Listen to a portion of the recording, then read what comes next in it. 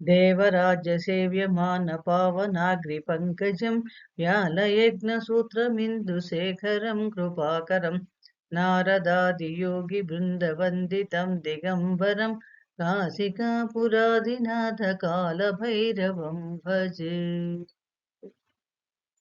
శ్రీ గురుభ్యో నమ. శ్రీ మహాగణాధిపతి నమ. శ్రీ మాత్రే నమః. Welcome back to Meeravani YouTube channel. ఈ డాక్టర్ సుందరి ప్రేక్షకులకు శుభోదయం. ఈ రోజు అనగా 23/11/2024 శనివారం యొక్క ప్రత్యేకత ఏంటి, శుభ ముహూర్తాల సమయాలు, శుభాశుభ సమయాలు, ఏ పనులకు అనుకూలం, తారాబలం, చంద్రబలం అని తెలుసుకుందాం. 23 నవంబర్ 2024 కార్తీక బహుళ అష్టమి శనివారం, సూర్యోదయ నక్షత్రం మఖా నక్షత్రం. ఈ కార్తీక బహుళ అష్టమి రోజు మనం కాలాష్టమి అంటాం. ఈ కాలాష్టమి రోజు కాలభైరవ పూజ చేయడం చాలా విశేషమైన ఫలితాలు ఇస్తుంది. అలాగే ఈ రోజున ముఖ్యంగా కాలభైరవం పూజ చేసి ఆ కాలభైరవుడికి 3 అర్ఘ్యాలు వదలటం, ఉపవాసం చేయటం, జాగరణ చేయడం వల్ల ఉత్తమమైన ఫలితాలు కలుగుతాయి. అలాగే కాలభైరవ అష్టకాన్ని కూడా పఠించడం వలన జాతకంలో ఉన్న శని సంబంధమైన దోషాలు కూడా తొలగటానికి చాలా అనుకూలమైన ఫలితాలు రెమెడీ కింద చెప్పుకోవచ్చు. అలాగే ఈ రోజు మనకి శనివారానికి అధిదేవుడు శని. శని సంబంధమైన దోషాలు అంటే ఏలినాటి శని, అష్టమ శని, అర్ధాష్టమ శనితో బాధపడే వాళ్ళు, శని దశ నడుస్తున్న వారు ఈరోజు శివాలయంలో అభిషేకం చేయించుకోవడం, శనిగ్రహం దగ్గర నువ్వులతో దీపారాధన చేయటం, ప్రదోక్షకాలలో కూడా శివాలయ దర్శనం చేయడం వల్ల కూడా చాలా మంచి ఫలితాలు కలుగుతాయి. ఆ దోష ఫలితాలు తగ్గడానికి అవకాశం ఎక్కువ ఉంది. అలాగే ఆంజనేయ స్వామి ఆరాధన కూడా ఉత్తమమైన ఫలితాలు ఇస్తుంది. ఇక ఈ రోజున నక్షత్రాన్ని చూస్తే కనుక మఖా నక్షత్రం. మఖా నక్షత్రానికి అధిదేవత కేతువు. మఖా నక్షత్రం 4 పాదాలు కూడా మన సింహరాశిలో వస్తాయి. అంటే ఈ రోజు జన్మించిన వారు 4 పాదాల వాళ్ళ సింహరాశి అవుతుంది. కేతు మహాదశతో వాళ్ళకి జాతక చక్రం మొదలవుతుంది, దశ మొదలవుతాయి. అష్టమి తిథి అన్నది బహుళ అష్టమి. అష్టమి తిథి రోజు మనం కృష్ణ భగవాన్ ఆరాధన, దుర్గాదేవి ఆరాధన కూడా మంచి ఫలితాలను ఇస్తుంది. ఇక ఈ రోజు మనం పంచాంగంలోకి వెళ్తే కనుక క్రోధీనామ సంవత్సరం, దక్షిణాయనం, శరదృతువు, కార్తీక మాసం, కృష్ణపక్షం, 23 నవంబర్ 2024. తిథి అష్టమి, సాయంత్రం 7:57 దాకా, తదుపరి నవమి. నక్షత్రం మఖా నక్షత్రం, సాయంత్రం 7:27 దాకా, తదుపరి పుబ్బ. ఇంద్ర యోగం, బాలవ కరణం.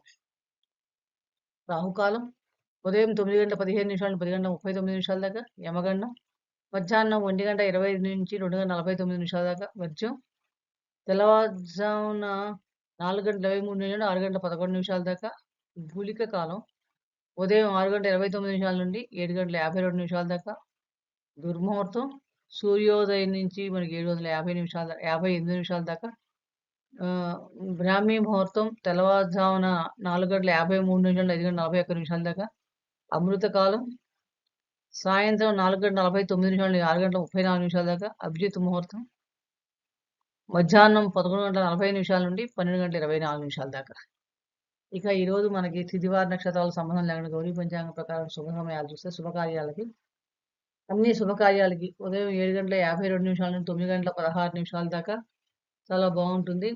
అలాగే ఈరోజు ప్రయాణాలకి మధ్యాహ్నం 12:02 నుండి 1:25 దాకా బాగుంటుంది.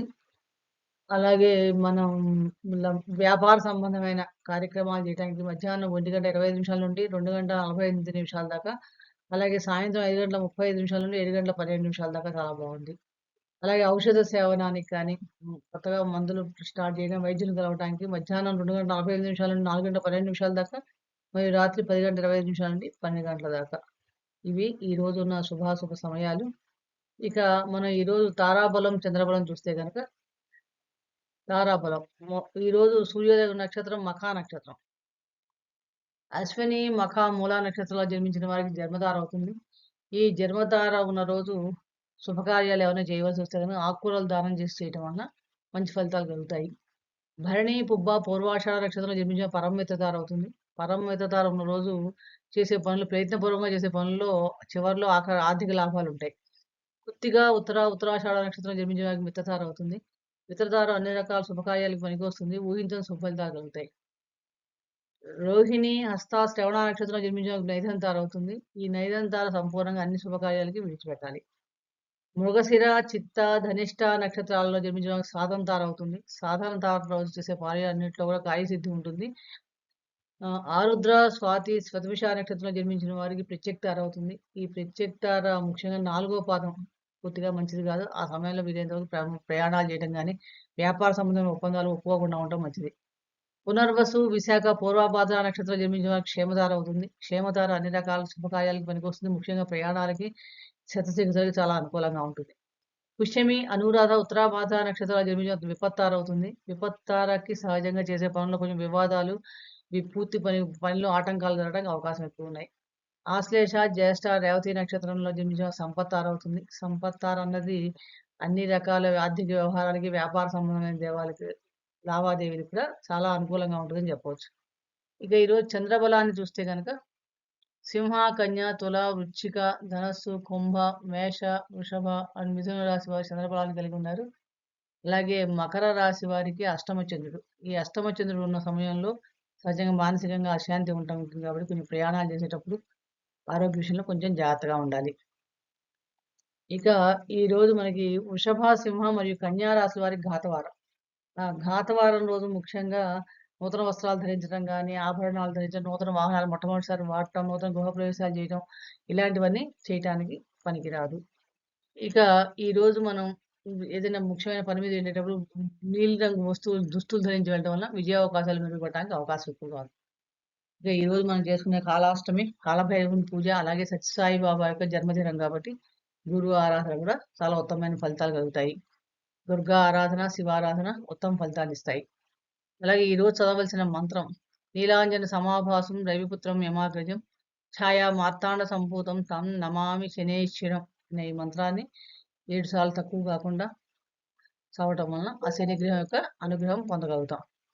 ఇదండి ఈ రోజు ఉన్న యొక్క విశేషాలు, ఈరోజు శుభాశుభ సమయాలు, ఈరోజు చేయవలసిన మంత్ర పఠనం ఇది. ఇలాంటి ఆసక్తికరమైన విషయాలు మీకు ఎప్పటికప్పుడు తెలియాలంటే కనుక ఛానల్ని సబ్స్క్రైబ్ చేసుకోండి. పక్కన బెల్ బటన్ క్లిక్ చేయడం వల్ల మేము పెట్టే వీడియోస్ అన్ని మీకు మిస్ అవ్వకుండా వస్తాయి. మరొక ఆసక్తికరమైన విషయం గురించి మరొక వీడియోలు తెలుసుకునే ప్రయత్నం చేద్దాం. నచ్చితే లైక్ చేయండి, షేర్ చేయండి, సబ్స్క్రైబ్ చేసుకోండి. సర్వే జనా సుఖినో భవంతు. శుభం భూయాత్.